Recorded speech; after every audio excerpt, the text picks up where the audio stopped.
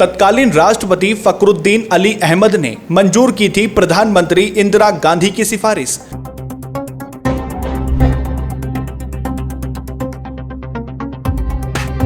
भारतीय संविधान में दर्ज है 3 तरह के आपातकाल: राष्ट्रीय, राष्ट्रपति शासन और आर्थिक।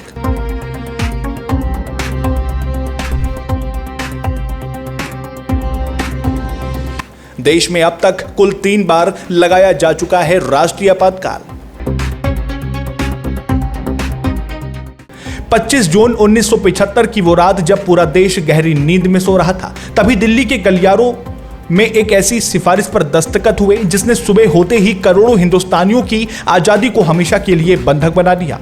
नमस्कार, मैं हूं अर्चित और आप देख रहे हैं नेशनल टाइम 7। इतिहास के पन्नों में कुछ तारीखें ऐसी होती हैं जो अमिट स्याही से लिख दी जाती हैं। 25 जून 1975 की वो रात भी एक ऐसी ही तारीख है जो भारतीय इतिहास पर एक गहरा सियासी दाग छोड़ गई। उस रात तत्कालीन प्रधानमंत्री इंदिरा गांधी की सिर्फ एक सिफारिश को तत्कालीन राष्ट्रपति फखरुद्दीन अली अहमद ने मंजूर कर लागू कर दिया था और अगले ही दिन की सुबह पूरा देश एक नई और भयानक बंदिश के साथ जागा। देश भर में आपातकाल लागू हो चुका था। लेकिन क्या आप जानते हैं कि आपातकाल आखिर कब लगता है, ये कहां और कैसे लगाया जाता है, इस दौरान देश की आम जनता के साथ कैसा सलूक किया जाता है और अब तक हमारे देश भारत में कब कब इमरजेंसी लागू की गई है। आज के इस विशेष वीडियो में हम इन सभी सवालों के जवाब बेहद आसान शब्दों में समझेंगे। साधारण शब्दों में कहे तो आपातकाल का मतलब संकट का वो क्षण होता है जब आम जनता से उसकी आजादी और बुनियादी अधिकार छीन लिए जाते हैं। भारतीय संविधान में आपातकाल यानी इमरजेंसी एक ऐसा विशेष प्रावधान है जिसका इस्तेमाल तब किया जाता है जब देश पर किसी बाहरी आक्रमण, आंतरिक अशांति या फिर आर्थिक रूप से किसी बड़े खतरे की आशंका नजर आ रही हो।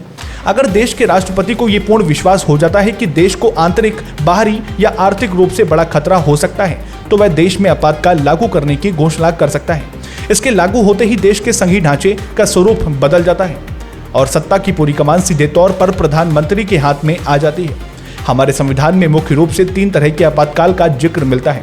पहला है राष्ट्रीय आपातकाल, नेशनल इमरजेंसी। 25 जून 1975 की रात को जिस इमरजेंसी की घोषणा की गई थी वे यही राष्ट्रीय आपातकाल था। ये पूरे देश या उसके किसी हिस्से की सुरक्षा को ध्यान में रखते हुए लगाया जाता है। केंद्रीय कैबिनेट की लिखित सिफारिश मिलने पर ही इसे राष्ट्रपति द्वारा लागू किया जाता है। इसके लागू रहने के दौरान केंद्र सरकार को असीमित शक्तियां मिल जाती हैं और नागरिकों को मौलिक अधिकार यानी फंडामेंटल राइट्स पूरी तरह छीन लिए जाते हैं।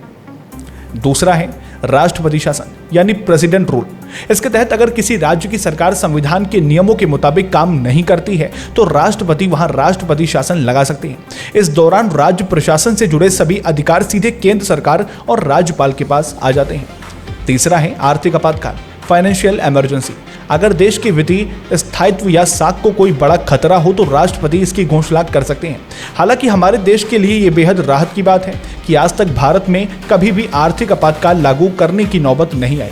इतिहास गवाह है कि अब तक देश में कुल 3 बार राष्ट्रीय आपातकाल लागू किया जा चुका है, जिसमें सबसे पहली बार 26 अक्टूबर 1962 में भारतीय चीन युद्ध के समय, दूसरी बार 3 दिसंबर 1971 में भारत पाकिस्तान युद्ध के समय और आखिरी व तीसरी बार 25 जून 1975 में आंतरिक अशांति के आधार पर इसे लागू किया गया था। राजनीतिक जानकार और इतिहासकार कहते हैं कि 1975 के आपातकाल की स्क्रिप्ट तो असल में 12 जून 1975 को ही लिखी जा चुकी, जिसकी पृष्ठभूमि 1971 के रायबरेली सीट के चुनाव नतीजे और कानूनी विवाद से बनने लगी। देश के इस फैसले ने भारतीय लोकतंत्र की दिशा को हमेशा के लिए बदल कर रख दिया। फिलहाल आपका क्या मानना है, कमेंट बॉक्स में अपनी राय जरूर साझा करें। फिलहाल के लिए इतना ही। लाइक करें, शेयर करें और सब्सक्राइब करें नेशनल टाइम 7 को। फिर मिलते हैं एक और नए अपडेट के साथ। तब तक के लिए नमस्कार, जय हिंद, जय भारत।